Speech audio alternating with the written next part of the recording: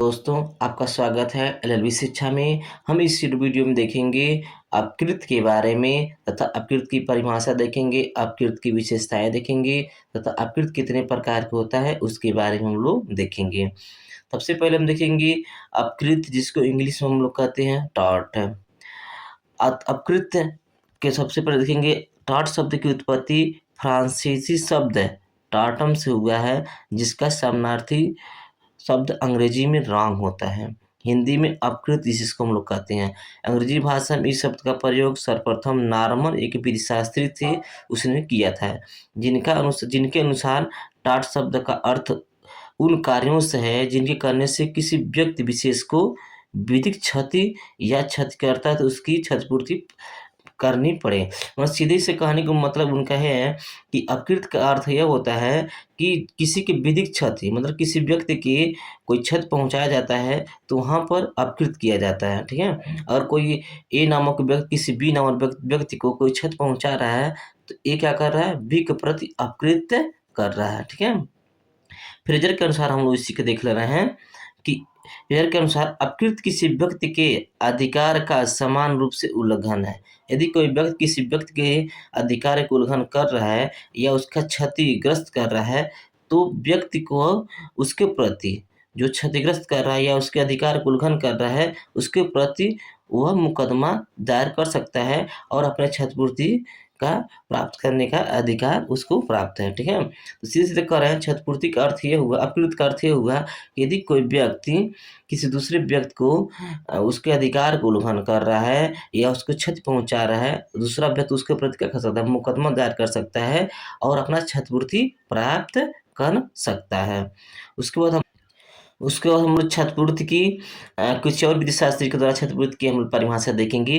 तो सबसे पहले डॉक्टर बिनफील्ड के अनुसार हम देखेंगे के अनुसार अपकृति संबंधी दायित्व विधि द्वारा सुनिश्चित ईमन कर्तव्य भंग उत्पन्न होता है। यह कर्तव्य सामान्य व्यक्ति के प्रति होता है और इसकी अवहेलना उपचार क्षतिपूर्ति का मुकदमा चलाकर प्राप्त किया जा सकता है। मतलब सीधी-सीधी कहानी का मतलब ये है, यदि कोई व्यक्ति किसी दूसरे व्यक्ति को क्षति पहुँचाता है, यदि उसके कर्तव्यों का करता है, उल्लंघन करता है, तो वह व्यक्ति उसके प्रति क्या कर सकता है, मुकदमा दायर कर सकता है और अपने कर्तव्यों को जो उसके कर्तव्यों को भंग हुआ है, उसके प्रति वह क्षतिपूर्ति प्राप्त कर सकता है। और इसमें देखेंगे एक महत्वपूर्ण आपको दिया हुआ है कि विवाहित व्यक्ति यदि किसी से लिव इन रिलेशनशिप में रहता है तो इसका मतलब ये हुआ कि वो अपकृत करना है। यदि कोई किसी के मतलब कोई 2 व्यक्ति मतलब पति-पत्नी हैं, यदि किसी पति या किसी की पत्नी या पति अगर किसी के साथ में दूसरे किसी साथ में लिव इन रिलेशन में रह रहे हैं, तो वो भी क्या कर रहे हैं, अपकृत कर रहे हैं, ठीक है। इसका हम लोग उदाहरण देखेंगे इंदिरा शर्मा बनाम पी शर्मा AIR सन 2004 में यह आपका घटना हुई थी, जिसमें एक विवाहित व्यक्ति ने किसी विवाहित महिला के साथ किया था, रिलेशन में रहा, तो वहाँ पे क्या किया, वह अपकृत किया, ठीक है। उसके बाद हम देखेंगे आगे अपकृत की परिभाषा देखेंगे, अपकृत की महत्वपूर्ण परिभाषा क्या-क्या है। तो सबसे पहला देखेंगे अपकृत किसी व्यक्ति के अधिकार का उल्लंघन है या उसके प्रति अन्य व्यक्ति द्वारा कर्तव्य की अवहेलना है। और सीधे कह रहा है अपकृत्य किसी व्यक्ति के अधिकार का उल्लंघन है।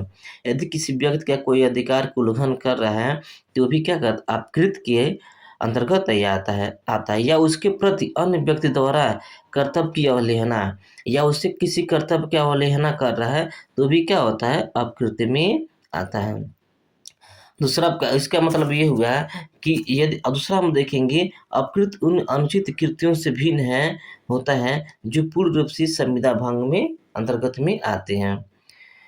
मतलब इसका अर्थ हुआ कि अपकृत उन अनुचित कृत्यों से भिन्न होता है जो पूर्ण रूप से संविदा भंग के अंतर्गत आते हैं। यदि किसी संविदा का भंग होता है तो वो भी क्या होते हैं, अपकृत्य में आपके आते हैं। दूसरा बात देखेंगे, तीसरा हम लोग कि व्यवहार न्यायालय में नुकसानी पाने की कार्रवाई करके उसका उपचार प्राप्त किया जा सकता है। यदि किसी के अधिकारों को भंग हुआ है या उसके प्रति कोई अपकृत हुआ है, तो क्या कर सकता है, वो अपने नुकसानी को पाने के लिए न्यायालय में क्या कर सकता है, मुकदमा दायर कर सकता है और अपने प्रति किया गया कोई भी अपकृत्य को अपकृत्य की क्षतिपूर्ति को प्राप्त कर सकता है। चौथा हम देखेंगे इसकी विशेषता क्या है, ये उन कार्यों से भिन्न है जिनकी अपराध कहा जाता है। देखिए अपकृत्य और अपराध में क्या है, अंतर है। अपकृत्य और अपराध में बहुत ज़्यादा अंतर है, क्योंकि अपकृत्य क्या होता है, किसी विशेष व्यक्ति के लिए पर्सनल किसी विशेष व्यक्ति की क्षति पहुँचाया जाता है। लेकिन अपराध क्या होता है, जो सामूहिक रूप से होता है, ठीक है।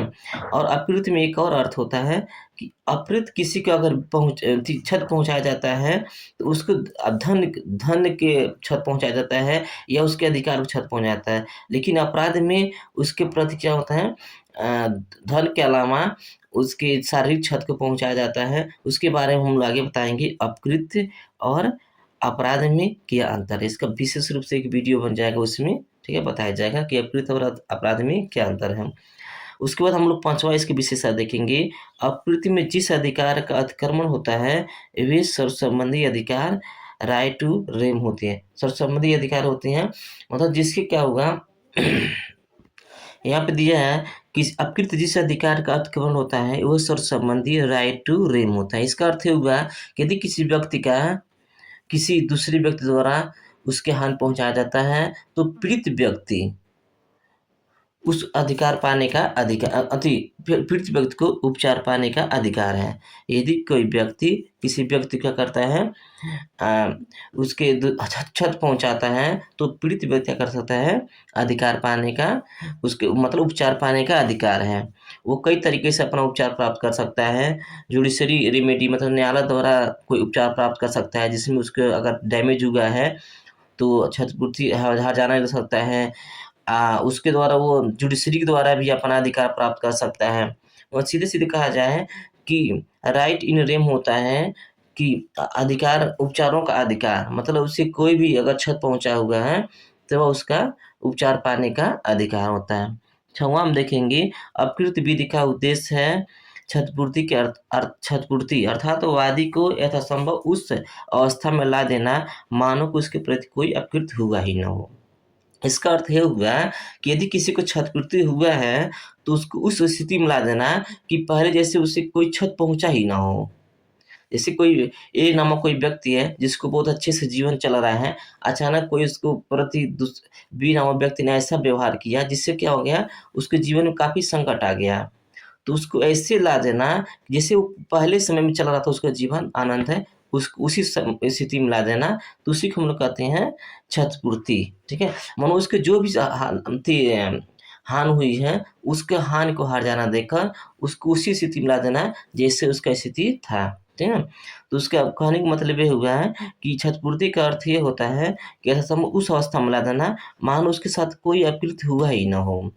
तो उसके बाद देखेंगे उसके बाद हम थोड़ा-सा और इसका थोड़ा विशेष रूप से देखेंगे कि सभी व्यावहारिक क्षतियाँ अपकृत्य नहीं होती हैं, यद्यपि आवश्यक रूप से एक व्यावहारिक क्षति अपकृत्य है। मनुष्य सभी प्रकार के अगर कोई व्यावहारिक क्षति हो रहा है तो वो अपकृत्य में नहीं आता है। कोई ज़रूरत नहीं है कि किसी के साथ कोई व्यवहार ऐसा कर रहा है तो सब क्षति में आए। वो अलग-अलग कैटेगरी में आता है, ठीक है? उसको हम बताएँगे आगे।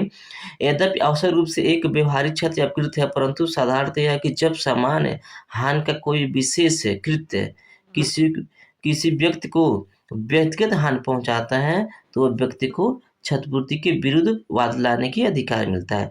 मतलब किसी विशेष व्यक्ति को मतलब व्यक्तिगत मतलब होता है किसी पर्सनल व्यक्ति को कोई क्षत पहुँचता है, तो वहाँ क्या कर सकता है, क्षतिपूर्ति के वाद लाने का उसको अधिकार है।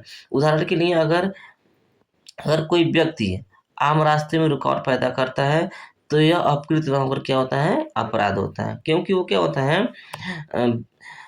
मतलब वो आम व्यक्ति मतलब क्या होता है, आम रास्ते मतलब क्या होता है, पब्लिक प्लेस पर। यदि कोई पब्लिक प्लेस पर कोई भी मतलब रुकावट पैदा करता है, तो वह अपकृत्य ना होकर अपराध कहलाता है। उसके प्रति जो भी एक्शन लेगा सरकार की मतलब द्वारा किया, जैसे पुलिस प्रशासन उसके प्रति कोई भी एक्शन ले सकता है। कोई पर्सनल व्यक्ति कर सकता है, उसके प्रति कोई एक्शन नहीं ले सकता है। यदि आपको पर्सनल अगर कोई क्या कर सकते हैं, आपको पर्सनल व्यक्तिगत कोई आपको हानि पहुँचाता है, तब आप कर सकते हैं उसके प्रति क्षतिपूर्ति की मुकदमा दायर कर सकते हैं और अपने अधिकार को प्राप्त कर सकते हैं। लेकिन कोई पब्लिक प्लेस पे कोई क्षत पहुँचाता है, तो वो क्या होता है, अपराध आता है, न कि अपकृत कहलाता है। उसके प्रति आप कोई मुकदमा दायर नहीं कर सकते हैं।